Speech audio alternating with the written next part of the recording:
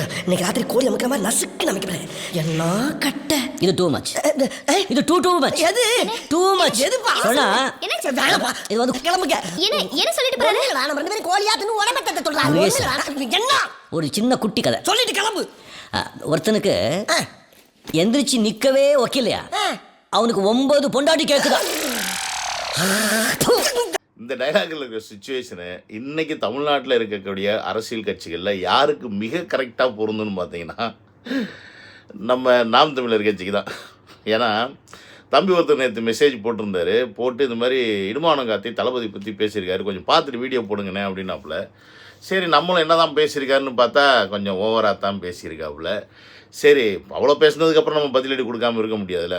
ஏன்னா எப்படி வந்த கட்சி அப்படின்றது எல்லாருக்குமே தெரியும், என்ன மாதிரியான கூல கும்பிடுலாம் போட்டாங்க அப்படின்றதும் தெரியும் 2024 நாடாளுமன்ற தேர்தலுக்கு முன்னாடி. ஸோ அவ்வளோத்தையும் பண்ணிவிட்டு இன்றைக்கி வந்து என்னமோ மற்ற கட்சிகள் வந்து தமிழக வெற்றி கழகத்தை எதிரி கட்சியாக பார்த்தா கூட பரவாயில்ல, ஆனால் இந்த நாம் தமிழர் கட்சி தமிழருக்கான கட்சி, தமிழ் தேசத்தை பேசக்கூடிய கட்சி. அப்படி இருக்கும்போது ஒரு தமிழன் கட்சி ஆரம்பித்து அதுவும் மிக வலிமையான ஒரு கட்சியாக இன்றைக்கி கட்டமைக்கப்பட்டு இருக்கு அப்படின்ற ஒரு சூழலில் நீ அந்த கட்சியை தராதரம் குறைவாக எதிர்த்து ஒன்றுத்துக்குமே லாய்க்கு இல்லாத மாதிரி பேசுகிற அப்படின்னா நக்கல் தானே. நம்ம சும்மா இருக்க முடியுமா? நீங்கள் பேசிக்கிட்டே இருப்பீங்க, நீங்கள் தோத்தாங்கோலிங்க, ஆனாலும் நாங்கள் தான் வீரப்பரம்பரை, மானப்பரம்பரை, அந்த பரம்பரை, இந்த பரம்பரைன்னு உட்காந்து பீலா விட்டுன்னு இருப்பீங்க. அதை கேட்கக்கூடிய சில தற்கொலை தம்பிகள் இருக்கிறாங்க, அவங்களுக்கெல்லாம் நம்ம புத்தி சொல்லித்தான் ஆகணும். ஸோ அதனால் இப்போ இருமானம் எடுத்து வைக்கிற சில விஷயங்களுக்கு நம்ம பதிலடி கொடுத்துருவோம் இந்த சேனல் மூலிமா. ஓகே கைஸ், என்னோடய சேனல் நீங்கள் யாராவது ஃபஸ்ட் டைம் வரீங்க அப்படின்னா சப்ஸ்கிரைப் பண்ணிவிட்டு அப்படியே பெல் பட்டனையும் ப்ரெஸ் பண்ணுங்கள், ஷேர் பண்ணுங்கள். வர நிறையா பேர் ரொம்ப ஆதரவு கொடுக்குறீங்க, நம்ம சூப்பர் தேங்க்ஸ் கொடுக்குறீங்க. நேற்று ட்விட்டரில் போகும்போது நிறையா பேர் என்னுடைய வீடியோஸ் ரொம்ப பிடிச்சிருக்குதுன்னு சொல்லி பாராட்டினாங்க. எல்லாருக்கும் என்னுடைய நன்றிகள். உங்களை என்டர்டெயின்மெண்ட்டோட பொலிட்டீஷியன்ஸ் ஆக்கிறது தான் என்னோடய ஒரே குறிக்கோள் அப்படின்றத மட்டும் நீங்கள் மைண்டில் வச்சுக்கோங்க. வாங்க வீடியோக்குள்ளே போகலாம்.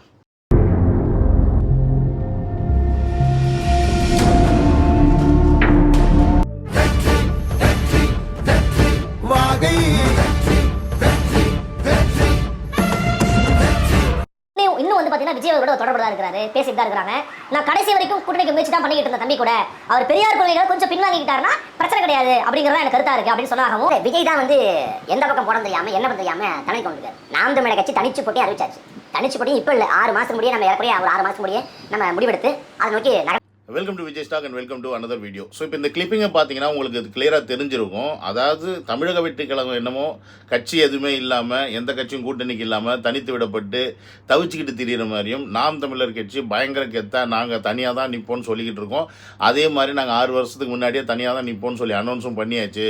ஸோ அதனால் எங்களுக்கு விஜய் அவர்களுடைய தயவோ தமிழக வெற்றி கழகத்தோட தயவோ ஒன்றும் தேவையெல்லாம் கிடையாது, நாங்கள் ஒன்றும் அவங்கள்ட்ட போய் தேடு காட்டலாம் நிற்கலை அப்படின்ற தோரணையில தான் இவர் ரிப்ளை கொடுத்துருக்காரு. ஏன்னு கேட்டால் நம்ம ஏடிஎம்கே கிட்ட போய் சேரணும் அப்படின்னு போய் தளபதி அவர்கள் அந்த இவர் பழனிசாமி அவர் வீட்டு முன்னாடி போய் நின்றுட்டு இருந்த மாதிரியும், இவங்க நாம் தமிழர் கட்சி கெத்தாக அப்படியே மாளிகையில் உட்காந்துக்கிட்டு அவங்களுக்கு செல்வாக்கோட இருக்கிற மாதிரியும் ஒரு நினப்பில் மிதப்பில் பேசிக்கிட்டு இருக்காரு. அந்த நினப்பு மிதப்பெல்லாம் ஒரு வருஷத்துக்கு முன்னாடி, இப்போ 25 இருக்கோம், 2024 நாடாளுமன்ற தேர்தலுக்கு முன்னாடி என்னவா இருந்துச்சு, எந்த லட்சணத்தில் நாம் தமிழர் கட்சி இருந்துச்சு அப்படின்றத நம்ம திருப்பி ஒரு வாட்டி எல்லாத்துக்கும் ஞாபகப்படுத்தணும்ல. அப்போ தானே இவங்க வண்டவாளம்லாம் தண்டவாளம் ஏறுதா இல்லையான்னு தெரியும். வாங்க இவரே என்ன புலம்புறான்னு பார்ப்போம். நாம் தமிழர் கட்சி 2016 முதல் முறையாக போட்டி போட்டோம். அப்போ மெழுகுவர்த்தி சின்னத்தை பெற்றோம். 2019 விவசாய சின்னம், 21 விவசாய சின்னம், 24 கடைசி நேரத்தில் எங்களுக்கான சின்னம் பறிக்கப்பட்டது பெரிய அநீதி. அந்த சின்னம் பறிக்கப்பட்டது ஏறக்குறைய 2024 ஒரு மாத காலம் எங்களை முடக்கி போட்டுச்சு அப்படின்னு சொல்லலாம். நல்லா கேட்டுக்கங்க மக்களே, நல்லா கேட்டுக்கங்க. கிட்டத்தட்ட 2016 இவங்க தேர்தல் எலெக்ஷனில், அதாவது தேர்தலில் இருக்கிறாங்க, களத்தில் இருக்கிறாங்க. இப்போ 2026 எலெக்ஷன்ஸுக்கு தான் தமிழக வெற்றி கழகம் முத போட்டி போட போகுது. கிட்டத்தட்ட நம்மளை விட ஒரு 10 வருஷத்துக்கு முன்னாடியே இவங்களுக்கு களத்தில் எலெக்ஷனில் நின்று எக்ஸ்பீரியன்ஸ் இருக்குது. ஸோ இந்த எலெக்ஷனில் இவர் மெழுகுவர்த்தி சின்னம் ஒரு வாட்டி வாங்கியிருந்திருக்காங்க, 2 வாட்டி விவசாய சின்னத்தில் இருந்திருக்காங்க, 4வது வாட்டி அந்த நாடாளுமன்ற தேர்தலில் அப்போ விவசாய சின்னத்தை பிடுங்கிட்டாங்க. அது ஒன்று டிஎம்கே சதியாக இருக்கலாம், இல்லைனா பிஜேபி சதியாக இருக்கலாம், இல்லை யாராக வேணால் இருக்கட்டும். இவங்க மிகப்பெரிய வளர்கிற சக்தியாக இருக்காங்கன்னு சொல்லி பிடுங்கிட்டாங்கன்னு சொல்லி பயங்கரமான ஒரு இஷ்யூஸ் அந்த டயத்தில் போச்சு. ஸோ நானே கூட அந்த டைம்லாம் சைனா அவங்க தமிழ் தேசியம் பேசுகிற, தமிழருக்காக பேசுகிற, சீமானோட கட்சியை இப்படிலாம் போட்டு ரொம்ப வதைக்கிறாங்க இல்லைனா நான் ஃபீல் பண்ணியிருந்திருக்கேன், இல்லைன்னா சொல்லலை. ஆனால் ஏன்னா இப்போ நான் ஃபீல் பண்ணேன்னு இப்போ நான் வேறு மாதிரி ஃபீல் பண்ணுறேன். அப்போ இவங்களுடைய சின்னத்தை எல்லாம் பறித்தாங்க. ஸோ இது வரைக்கும் நல்லா நோட் பண்ணிக்கோங்க, இது வரைக்கும் 2024 நாடாளுமன்ற தேர்தல் வரைக்கும் சீமான் அவர்களுடைய கட்சி வாங்கின வாக்கு சதவீதம் 4.5லேருந்து 6க்குள்ளே இருக்கும்னு நினைக்கிறேன். அவ்வளோதான், இவ்வளோதான். அவங்க கட்சி ஒரு அங்கீகரிக்கப்பட்ட கட்சி கிடையாது. இன்றைக்கி இடும்பாவனம் கார்த்தி நாங்கள் தனியாக நிற்கிறோம், தனி பெரும்பான்மையாக நிற்கிறோம் அப்படின்ற சொல்கிறதுக்கு இந்த திமிரும் தெனாவிட்டும் அவர் எடுத்து எங்கேருந்து வந்துச்சுன்னு கேட்டிங்கன்னா, இந்த நாடாளுமன்ற தேர்தலில் அவர் 8% மேலே ஓட்டு வாங்கி அதாவது ஒரு அங்கீகரிக்கப்பட்ட கட்சியாக நாம் தமிழர் கட்சி மாறிடுச்சுன்ற ஒரு காரணமும், இன்றைக்கி அவங்க கேட்கக்கூடிய சின்னம் அவங்களுக்கு வழங்கப்படும் அப்படின்ற ஒரு வரம்புக்குள்ளே நாம் தமிழர் கட்சி வந்துருச்சு அப்படின்ற ஒரு விஷயம்தான் இன்றைக்கி இவங்கள திமிராவும் தெனாவட்டாவும் தமிழக வெற்றிக்கழகம்லாம் ஒன்றுமே கிடையாது, நாங்கள் அவங்களாம் எங்களுக்கு ஒரு இதுவுமே கிடையாது அப்படின்ற ரேஞ்சில் பேச வைக்குது. அந்த தமிழக கட்சி தனிச்சு போட்டி அதை வச்சு வேட்பாளரை முடிவு பண்ணி எல்லாருக்கும் முன்பாக பரப்புரையை தொடங்குற வேலையில் கடைசி நேரத்தில் சின்னம் பறிக்கப்படுது. அதனால வேட்பாளர் அறிவிக்கப்பட்டும் போய் மக்களை சந்திச்சு வாக்கேற்கிறதுல சிக்கல் இருக்கு. பொதுக்கூட்டங்கள் போட்டால் பொதுக்கூட்டத்தோட நிறைவில் வாக்கேற்கணும். அப்போ எந்த சின்னம் அந்த சிக்கல். அண்ணன் பரப்புரை தொடங்கலாம்னு நினைக்கிறப்ப சின்னம் எல்லாம் எப்படி போக முடியும் அப்படிங்கிறது ஒரு மாத காலம் முடக்கி போட்டுச்சு. அது ஒரு மனச்சோர்வையும் பெரிய என்ன சொல்றது ஒரு கோபத்தையும் ஒரு ஆட்டாமையும் கொடுத்துச்சு. இப்போ இதை கேட்டிருப்பீங்க, அதாவது இவரே ஒத்துக்கிறாரு, கட்சியிலேருந்து சின்னத்தை பிடுங்கிட்டாங்க, எங்ககிட்ட டைம் கிடையாது, வேட்பாளர் அறிவிச்சிட்டோம், நாங்கள் எப்படி கொண்டு போய் எங்களுடைய புதிய சின்னத்தை சேர்க்க போகிறோம் அப்படின்ற ஒரு பயத்துக்குள்ளே இருந்தோம். ஆனால் வேறு வழியே இல்லாமல் நாங்கள் அதை தான் செஞ்சாகணுன்ற ஒரு இக்கட்டான சூழ்நிலையில் இருந்தோம். ஆனால் இந்த டயத்தில் எப்படி 8% நாம் தமிழர் வாக்கு பெற்று முன்னாடி வந்துச்சு மைக் சின்னத்தில் அப்படின்ற கேள்வியை நான் வைக்கிறேன். இதற்கு இடும்பாவனம் கார்த்தி அவர்கள் என்ன பதில் சொல்லுவார்? அவர் ஒன்றும் சொல்ல மாட்டார், ஆனால் அவங்க அண்ணன் ஒன்று சொல்லுவார், அதை பார்க்கணும்ல. சீமான் ஒரு தலைமுறை தயாராகி கொண்டு வருகிறது. என் அருமை பெற்றோர்களே, நறுமை சொந்தங்களே, என்னிலும் என் தம்பிகள் புரட்சிகர தீக்குச்சிகளாக பற்றி எரிந்து வருகிறார்கள். என்னை சுற்றி என்னை நேசிக்கிற கூட்டம் பெருகிக் கொண்டு போகிறது. கேம்பெயினை தொடங்கவா, மைக்க கையில் எடுக்கவா, எல்லாம் பதறிட்டான். 2 வரியில பல பேர் நெஞ்சடிச்சு உட்காந்துட்டான். கேட்டிங்களா என்ன சொல்ற பாருங்க. தம்பி சொன்ன 2 வார்த்தை, தம்பி பிடிச்ச மைக்கு சின்னத்தை காமிச்சிட்டாங்களாம், அதில் வந்துருச்சு. ஸோ என்னுடைய கேள்வி இடும்பாவனம் கார்த்திக் என்னென்னா, நீங்கள் 2016 நாம் தமிழர் கட்சி நீங்கள் போட்டி போடுறீங்க, மெழுகுவர்த்தியில் போட்டீங்க, விவசாய சின்னத்தில் 2 வாட்டி போட்டீங்க, 3வது வாட்டி உங்கள் விவசாய சின்னத்தை பிடிங்கிட்டாங்க. ஆனால் உங்களுக்கு அங்கீகாரம் எப்போ கிடைச்சது?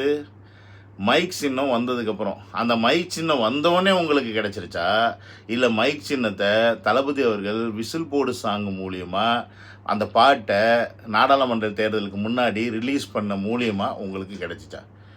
நீங்கள் உண்மையாலுமே சோத்தில் உப்பு போட்டு திங்கிற ஆளுங்களாக இருந்தால், நீதி நேர்மை இந்த விஷயத்தெல்லாம் பேசுகிற ஆளுங்களாக இருந்தால் சத்தியமாக ஒத்துக்கிட்டு போகணும். இது கண்டிப்பாக தளபதி அவர்களுடைய அந்த பாட்டல் ரிலீஸ் ஆனதுக்கப்புறமா எங்களுக்கு கிடைச்ச ஒரு வரவேற்பு அப்படின்றது உங்கள் எல்லாருக்குமே தெரியும். ஸோ அப்படி பார்த்தா இன்றைக்கி நாம் தமிழர் கட்சி 8% வாங்கி ஒரு அங்கீகரிக்கப்பட்ட கட்சியாக நீங்கள் உட்காந்துருக்கீங்க அப்படின்னா, அது தமிழக வெற்றி கழகம் போட்ட பிச்சைன்னு நான் சொல்ல மாட்டேன். தளபதியோடைய ரசிகர்கள் தளபதி மேலே வச்சுருந்த பாசத்தினால அவர் அந்த பாட்டை மைக் சின்னத்தோடு ரிலீஸ் பண்ண காரணத்தினால அப்போ தளபதி இன்டைரக்டாக சீமான் அவர்களுக்கு தான் சப்போர்ட் பண்ணுறாரு, ஸோ நம்ம அங்கே ஓட்டு போடணும்னு தம்பிகள்லாம் புரிஞ்சுக்கிட்டு எத்தனையோ பேர் ஓட்டு போட்டிருப்பாங்க. ஸோ அந்த ஒரு காரணத்தினால தான் நீங்கள் இன்றைக்கி 8% வாங்கிக்கிட்டு ஒரு அங்கீகரிக்கப்பட்ட கட்சியாக உட்காந்து நீங்கள் இன்றைக்கி செயல்பட்டுட்டீங்க. ஆனால் இன்றைக்கி அங்கீகரிக்கப்பட்ட கட்சியாக இருந்து எப்போ ஏற்பட்ட ஒரு முட்டாள்தனமான வேலையை நீங்கள் பண்ணியிருக்கீங்க அப்படின்னா, விவசாய சின்னத்தை நீங்கள் திருப்பி ரீடிசைன் பண்ணி உங்கள் அண்ணனோட ஃபேஸை போட்டு ஒரு சின்னத்தை வாங்கி இப்போ வச்சுருக்கீங்க. அதுக்கும் அப்ரூவலும் கிடச்சிருச்சு அப்படின்னு சொல்லி அனௌன்ஸும் பண்ணிட்டீங்க. விவசாய சின்னத்தோட ஒப்பிடுறப்ப ஒளி வாங்கிச்சுன்னா அந்த அளவுக்குலாம் இல்லை. ஒளி வாங்கிங்கிறது ஒரு சாதனம், ஒரு தகவல் தொடர்பு சாதனம். அதில் என்ன சிக்கல்னா, நம்ம பயன்பாட்டில் ஒளி வாங்கிங்கிற சொல்லு இல்லை, மக்கள்கிட்ட இல்லை. நாம சொல்கிறோம் சின்னம்னு அறிவிக்கப்பட்ட தான் மைக்கு தமிழில் ஒளி வாங்கின்னு பாதி பேருக்கு தெரியும். அப்போ நம்ம வாக்கேற்கிறப்ப கிராமப்புற பகுதியில் வாக்கேற்கிறப்ப ஒளி வாங்கி அப்படின்னு கேட்டால் அவங்களுக்கு அது குழந்தை ஏற்படுது. என்னுடைய கேள்வி என்ன அப்படின்னா, இத்தனை வருட காலமாக நீங்கள் அதே விவசாய சின்னத்தில் தான் நின்னீங்க. அப்போல்லாம் உங்களால் அந்த 8% வாங்க முடியாதவங்க மைக் சின்னத்தை 1 மாதத்துக்குள்ளே அவ்வளோ தூரம் ரீச் பண்ணி அதில் நீங்கள் அங்கீகரிக்கப்பட்ட கட்சியாக நீங்கள் 8% வாங்கியிருக்கீங்க அப்படின்னா, ஒரு புத்திசாலியாக இருந்தால் என்ன பண்ணியிருப்பான் அவன்? நமக்கு மைக் சின்னத்தில் தான் 8% கிடச்சிருக்கு. ஸோ நம்ம ஃப்யூச்சரில் இனி வரப்போகிற காலத்துலேயும் மைக் சின்னத்தையும் நம்ம வந்து வாங்குவோம் கேட்டு அப்படின்னு அதை தான் வாங்கியிருப்பாங்க. பட் நீங்கள் இன்றைக்கி விவசாய சின்னத்தை கேட்டு வாங்கியிருக்கீங்க அப்படின்னா என்ன காரணம்னா உங்களுக்கு ஒரு தொலைநோக்கு பார்வையே கிடையாது. வெற்றி அப்படின்ற ஒரு விஷயத்தை நோக்கி போகிறதுக்கான ஐடியாவே கிடையாது. நம்ம தோல்வி அடைஞ்சாலும் ஓகே, நம்ம தனியாக தான் நிற்கணும். ஏன்னா நீங்கள் மக்களுக்கான அரசியல் பண்ண வரல, உங்களுக்கான அரசியல் பண்ண வந்திருக்கீங்க. தமிழ்நாட்டில் தமிழ் தேசியம் அரசியல்னு ஒன்று பேசி எத்தனையோ ஆண்டு காலமாக பேசிக்கிட்டு தான் இருக்கிறாங்க. ஆனால் தமிழ் தேசியம் அரசியல் அப்படின்ற ஒரு கட்டமைப்பை நீங்கள் சரியாக யாருமே செய்யலை அப்படின்றது தான் இங்கே பிரச்சனையே.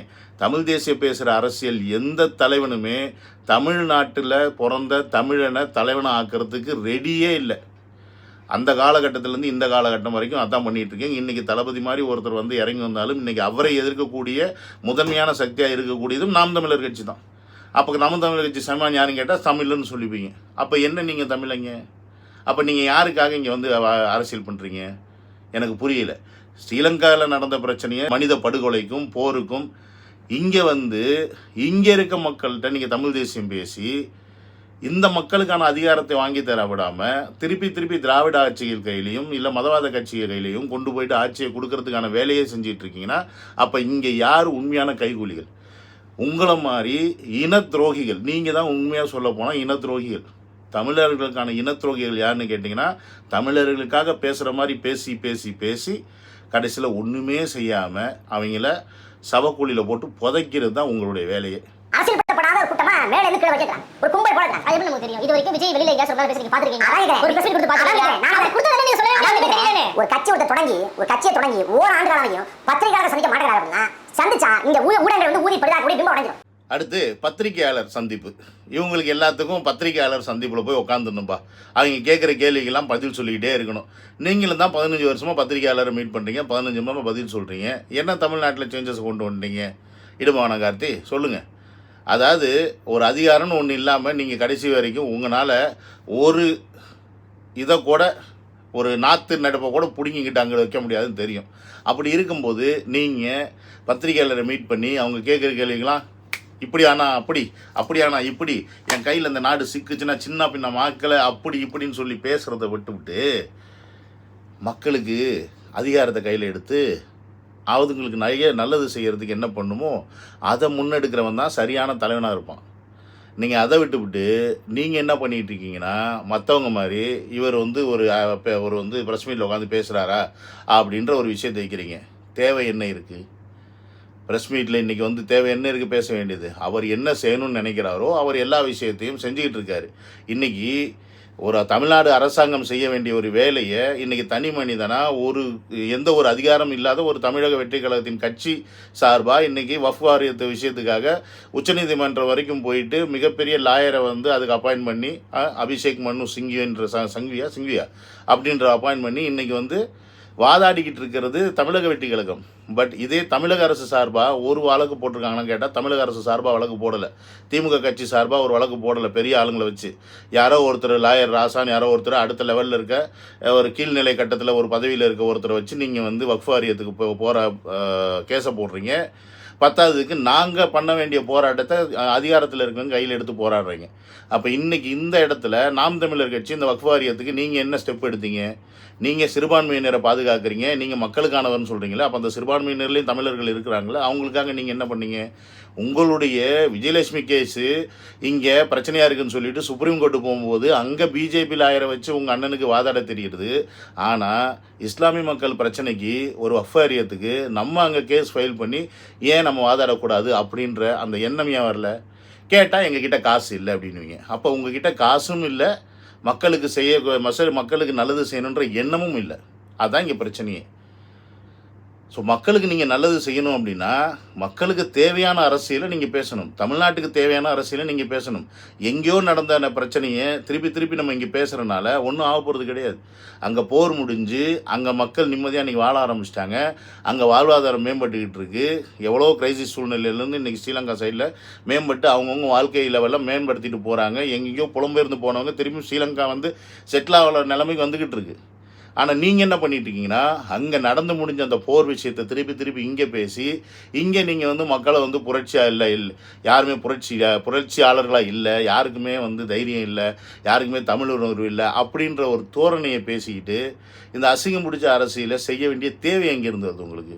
அவருக்கும் தெரியாது தேவையில்லை நினைக்கிறாரு. இது எதுக்கு சந்திக்கணும், நான் என்ன பேச போறேன், எப்ப நேரம் வருமோ அவர் நோக்கங்கிறது மக்களுக்கான ஒரு சித்தாந்த அரசியல், ஒரு போராட்ட கலை அரசியல், ஒரு சேவை அரசியல் இல்ல, முழுக்க வாக்கு அரசியல். வருவாரு நேரடியா கேரவன்ல இருந்து இறங்கி கோட்டை ஏறி நாக்கால பாந்துவார். ஒரு கால சட்டை உள்பக்கத்தை வெளியே வச்சு வெளிப்பக்கத்தை உள்ள வச்சு இதுக்கு பேசாம டாட்டாரா கிழிச்சு போட்டு தெரிய வேண்டியதானே? உன் அப்பா இப்படி சொத்தா? என் பணம், என் காசு, என் பைசா, என் டப்பு. நான் வாங்கின சட்டையை கிழிச்சு போடுவேன், கிழிக்காம போடுவேன். உனக்கு என்ன கொய்யா? இப்போ புரியுதா மக்கள்? தேவை இங்கேருந்து தான் வருது. இவங்களை பொறுத்த வரைக்கும் அரசியல் அப்படின்னா சித்தாந்தம் அரசியல் என்ன இருக்கணுமா, இல்லைன்னா வந்து சேவை மனப்பான்மையோடு இருக்கணுமா, இல்லைன்னா போராட்டக்கலை அரசியலாக இருக்கணுமா? இந்த 3 இருக்கணும்னா என்னுடைய கேள்வி என்ன, இதுக்கு சுதந்திரம் வாங்கினீங்க, வாங்காமே இருந்திருக்கலாமே. 1947 எதுக்கு கஷ்டப்பட்டு சுதந்திரம் வாங்குறீங்க? எதுக்கு டெமோக்ராட்டிக் கண்ட்ரி, எதுக்கு ஓட்டு போட்டு மக்கள் தேர்ந்தெடுக்கணும் தலைவனை அப்படின்ற அந்த ஒரு சிஸ்டத்தை கொண்டு வந்தீங்க? நீ என்னைக்கு மக்கள் ஓட்டு போட்டு தேர்ந்தெடுக்கணும் அப்படின்ற ஒரு விஷயத்தை கொண்டு வந்துட்டியோ அன்னைக்கே அது வாக்கரசியலாக ஆயிடுச்சுன்ற பேசிக் புரிதல் கூட இல்லாத தற்குறிகளாக இருக்கீங்களே. முழுக்க வாக்கரசியல். இப்போ இங்கே இந்தியாவில் நடந்துகிட்டு இருக்கிறது வாக்கரசியல். நீங்கள் சொல்கிற இந்த சித்தாந்தமும், நீங்கள் சொல்கிற இந்த போராட்டமும், நீங்கள் சொல்கிற சேவையும் அவன் கட்சிக்கு அவனுக்கு தகுந்த மாதிரி. இப்போ இந்துத்துவா கொள்கை எடுத்துக்கிட்டு இருக்கவனுக்கு அதுதான் சித்தாந்தம். பிஜேபிக்காரனுக்கு இந்து தான் முக்கியம், மற்றதெல்லாம் ஒன்றுமே இல்லை, இந்துவை வளர்த்தா போதும், மற்றதெல்லாம் செத்தாலும் பிரச்சனை கிடையாதுன்றது அவனோட சித்தாந்தம். தமிழ் தேசியம் பேசுகிறவனுக்கு தமிழ்நாட்டில் தமிழை மட்டும்தான் இருக்கணும், மற்ற இருந்தால் செத்தாலும் பிரச்சனை இல்லைன்ற அந்த சித்தாந்தம் உனக்கு. திராவிடம் பேசுகிறவனுக்கு பெரியார் விஷயத்தை கையில் எடுத்துக்கிட்டு திராவிட சித்தாந்தத்தை மட்டும்தான். அதாவது நாங்கள் தெலுங்கர்கள்ன்றதை மறைச்சிட்டு ஆனால் தமிழர்களாக தன்னை காமிச்சிக்கிட்டு திராவிட சித்தாந்தத்தை பேசிக்கிட்டு தமிழ் அழிக்கிறது அவங்களோட சித்தாந்தம். இப்படி ஒவ்வொருத்தனுக்கும் ஒவ்வொரு சித்தாந்தத்தை எடுத்துக்கிட்டு மக்களை போட்டு குழப்பிக்கிட்டு இவன் செய்யணும்னு நினச்சா இவன் செய்யவும் மாட்டான், அவனும் செய்ய மாட்டான். இவன் செய்யலைன்னு சொல்லி அவன் வந்து போராடுறேன்னுவான். கடைசியில் அவனுக்கு நம்ம வந்து ஓட்டு போடுவோம். கடைசியில் அவன் என்ன பண்ணுவான், நாங்கள் ஆட்சிக்கு வந்தாலும் எங்களுக்கு கிட்ட பவர் இல்லை, இவன் செய்ய மாட்டேங்கிறான், இவன் தர மாட்டேங்கிறான்னு சொல்லிட்டு அப்போ திருப்பி நம்மளை போராட விடுவான். அப்போ நீங்கள் என்ன பண்ணுறீங்கன்னா மக்களை எப்பயுமே இந்த சித்தாந்தன்ற ஒரு விஷயத்த ஈஸியாக உள்ளுக்குள்ளே பூத்தி மக்களை போராட்ட காலத்தில் இறங்கி அவனை வந்து போலீஸ்காரன்ட்டு அடியும் மிதியும் வாங்க விட்டு கேஸ் வாங்க விட்டு நீங்கள் ஜாலியாக வீட்டில் உட்காந்துக்கிட்டு AC car, AC room, AC வீடு அப்படின்னு சொல்லி கள்ள கூட்டணி வச்சுக்கிட்டு கள்ள பேச்சுவார்த்தை நடத்திக்கிட்டு நல்ல காசு பணத்தை சம்பாரிச்சுக்கிட்டு அவன் செட்டில் ஆயிடுவீங்க. இங்கே இழிச்சவன் யார்? மக்கள். கேட்டால் கடைசியில் என்ன பண்ணுவீங்க, நாங்கள் சேவை செய்ய வர்றோம், சேவை மனப்பான்மையோடு வர்றோம். அப்போ சேவை மனப்பான்மையோடு வர்ற நீ சேவை மட்டுமே செய்யறதுக்கு அரசியல் காலத்தில் வர நீ அப்படின்னு ஒரு கேள்வி வைப்பேன். புரியுதுங்களா? ஸோ இங்கே சேவை மனப்பான்மையோடு அரசியல் அதிகாரத்தை அடையணும்னு யார் வர்றானோ அவன் தான் உண்மையான அரசியல்வாதி. அப்படி தான் நான் பார்க்குறேன். இன்றைக்கி தமிழக திமுகவாக இருந்தாலும் சரி, ஏடிஎம்கேவாக இருந்தாலும் சரி, தமிழக வெற்றி கழகமாக இருந்தாலும் சரி, அவங்க அரசியல் அதிகாரத்தை அடையணும்னு தான் பார்க்குறாங்க. ஏன்னா அவங்க நல்லவங்களோ கெட்டவங்களோ அவங்க அதிகாரத்துக்கு வரணும்னு நினைக்கிறது மக்களுக்கு நல்லது செய்யணும்னு வர்றாங்களோ இல்லையோ, ஆனால் அவங்க கொள்ளையடிக்கணும், அவங்க குடும்ப குட்டியை காப்பாற்றிக்கணும், சம்பாரித்த காசை அப்படியே மிச்சப்படுத்தி வச்சுக்கணும். இல்லைன்னா வரவன் போகிறவன் ஏறி உட்காந்து ஈடி ஓடி ஏடி பீடின்னு சொல்லிட்டு வந்து லவட்டிடுவாங்கன்றது நல்லா புரியும். அதனால அவங்க அதிகாரத்தை நோக்கி போகிறாங்க. ப்ளஸ் அதிகாரத்துலேருந்து பழகிட்டாங்க, அவங்களாம் அந்த லெவல் விட்டு வர முடியாது. அதனால் எப்படியாவது அதிகாரம் வேணும். ஏன்னா அதிகாரம் அப்படின்றத ஒரு போதை, ஒரு வலிமை, அது ஒரு மிகப்பெரிய வலிமையான ஆயுதமாக இருந்தாலும் அதிகாரன்றது ஒரு போதை. அது இருந்துச்சுன்னா அவன் நினச்சது தான், அவன் வைக்கிறது தான் சட்டம், அவன் சொல்கிறது தான் அங்கே நடக்கும். அதுதான் மேட்ரு. ஸோ அப்போ அந்த விஷயத்தை நோக்கி போகக்கூடிய அரசியல் தான் வாக்கரசியல். அதுக்கு பேர் தான் டெமோக்ராட்டிக் கண்ட்ரி. அப்படி இல்லை, நீ சொல்லக்கூடிய இந்த சித்தாந்தம், இந்த போராட்டம் இதே களத்திலேயே மக்கள் பயணிக்கணும் அப்படின்னா நம்ம சுதந்திரம் வாங்காமல் பேசாமல் வெள்ளைக்காரன்ட்டையே போராடிட்டு இருந்திருக்கலாமே. அவனோட சித்தாந்தம் என்ன, நான் மேல், வெள்ளைக்காரன் நான் எல்லாத்துக்கும் மேலே, நீ எனக்கு எல்லாத்துக்கும் கீழே, அது அவனோட சித்தாந்தம். அந்த சித்தாந்தத்துக்கு நம்ம வந்து எதிர்த்து எனக்கு வந்து பவர் கொடுன்னு போராடிட்டே இருந்திருக்கலாமே. ஆக்சுவலி அவன் சேவை தானே செஞ்சுருக்கான். நம்மளை அடிமையாக வச்சுருந்தாலும் அவன் தான் ரோடு போட்டு கொடுத்தான், ரயில்வே ஸ்டேஷன் கட்டி கொடுத்தான். இன்றைக்கி இங்கிலீஷுன்ற ஒரு அனதர் லாங்குவேஜை இந்தியாவுக்குள்ளே நுழைச்சதும் அவன் தான். இல்லைன்னா இந்நேரம் மொத்தமாக இந்துத்துவா நாடாக மாறி இருக்குன்னு சொல்ல முடியாது. இப்போ செகண்ட் லாங்குவேஜ் ஹிந்தி இங்கிலீஷ் மட்டும் இல்லைன்னா இன்றைக்கி இந்தியா நக்கிட்டு போயிருக்கோம். அந்த லெவலில் தான் இருக்குது. ஸோ அப்போ உங்களுடைய அரசியல் எல்லாமே மக்களுக்கு நல்லது பண்ணுறது கிடையாது, அவங்கள களத்தில் இறக்கி விட்டு அடி வாங்கி விட்டு சாவுறது. இதுதானே உங்கள் அரசியல். அதே சமயத்தில் ஒரு நிமிஷம் இருக்குல்ல, நீங்கள் போட்டி போட தனிச்சு போட்டி போடுறீங்க, அவருன்னா தனிச்சு விடப்பட்டார். எப்படி இருக்குது? ஏன்னா நாம் தமிழர் கட்சி நாங்க கூட்டணிக்கு வாங்க அப்படின்னு யாரையும் கூப்பிடல. நாங்க வந்து அதிகார பகிர்வு தருவோம், எங்க தலைமையேற்று வாங்கன்னு யாரையும் கூப்பிடல. இல்லையே, தம்பி வந்தா பேச பல முறை பேசியிருக்காரு. அதாவது தம்பியோட முட்டுக்குடியா முட்டுக்குடு, அதுக்காக ஒரே வழி அப்படி முட்டு கொடுக்காத. அதுபடி நீங்கள் வந்து தனியாக நின்னா அது தனியாக நிற்கிறது. இதே தமிழக வெற்றிகளும் தனியாக நின்னா அது தனித்து விடப்பட்டதா? தனித்து விடப்பட்டதாகவே இருக்கட்டும், எங்களுக்கு அதை பற்றி கவலையும் கிடையாது. ஏன்னா தளபதி அவர்கள் ரொம்ப கிளியராகவே சொல்லிட்டாரு, யார் எப்படி என்ன மாதிரி இருப்பாங்க அப்படின்றத அவருடைய அந்த ஸ்பீச் முடிஞ்சதுக்கப்புறம் தெரிஞ்சுக்கலான்னு மாநாட்டிலே சொன்னார். அது முடிஞ்ச உடனே உங்கள் மூஞ்சி என்னன்றது எல்லாருக்கும் தெரிஞ்சு, அடுத்தடுத்து கட்சிக்காரங்க மூஞ்சி என்னன்றது மொத்தமாக தெரிய ஆரம்பிச்சுது. ஸோ தளபதி அவர்கள் வந்து கூட்டணியை வெறுக்கிறேன்னு சொல்லவே இல்லை, கூட்டணியை நான் அக்செப்ட் பண்ணவேன்னு சொல்லவே இல்லை. அவர் தனியாக நின்று ஜெயிக்கக்கூடிய கெப்பாசிட்டி இருந்தாலும் தமிழக வெற்றி கழகத்தை நோக்கி வரக்கூடிய கட்சிகளை நம்ம ஆதரிப்போம் அப்படின்ற விஷயத்தை அன்றைக்கே பதிவு பண்ணிட்டார். இதில் வர்றதும் வராமல் போகிறதும் அவன் இஷ்டம். நீ சொல்கிற மாதிரி ஏடிஎம்கே அவன் தான் கெத்துன்னு அவன் நினச்சிட்டு போயிட்டானா, இல்லை பிஜேபி கூட போய் சரணாட்டா போ, சந்தோஷம். டிஎம்கே எதிரின்னு சொல்லிவிட்டு அங்கே சேர முடியாது, பிஜேபி எதிரின்றனால அங்கேயும் போயிட்டு சேர முடியாது, கரெக்டு தான். மற்றபடி எங்கள் தலைமையில் தான் கூட்டணி அப்படின்றத ரொம்ப தெளிவாகவே சொல்லிட்டார். அப்போ எங்கள் தலைமையில் கூட்டணி நீங்கள் வந்தாலும் அதை சேர்த்துருப்போம். எப்போ ஒருவேளை மாநாட்டுக்கு முன்னாடி ஒரு எண்ணங்கள் இருந்திருக்கலாம். ஆனால் நீங்கள் வாயம் வச்சுக்கிட்டு சும்மா இல்லாமல் ஏகப்பட்ட விஷயங்களை பேசி தேவையில்லாத பொய் பிரச்சாரங்களை பரப்பி தமிழக வெற்றி கழகத்தின் மேலே ஒரு மிகப்பெரிய காழ்ப்புணர்ச்சியை காமிச்சிக்கிட்டு இருக்க ஒரு அரசியல் கட்சி அப்படின்னா அது நாம் தமிழர் கட்சி. அந்த நாம் தமிழர் கட்சியை சப்போர்ட் பண்ணி பேசக்கூடிய நீயாக இருக்கட்டும், இல்லை அந்த சாட்டை துரைமுருகனாக இருக்கட்டும், ஸோ உங்களை போன்றவர்கள். அப்படி இருக்கும்போது இனி நாம் தமிழர் கட்சி வந்து சேருமா அப்படின்றதுக்கான வாய்ப்புகள் ரொம்ப ரொம்ப ரொம்ப சான்ஸ் இல்லைன்னு தான் நினைக்கிறேன். ஏன்னா அந்தளவுக்கு இறங்கிலாம் இனி தளபதி அவர்கள் போக மாட்டார். ஸோ நீங்கள் தனியாக நிற்கிறீங்களா இல்லையானா நமக்கு தெரியாது.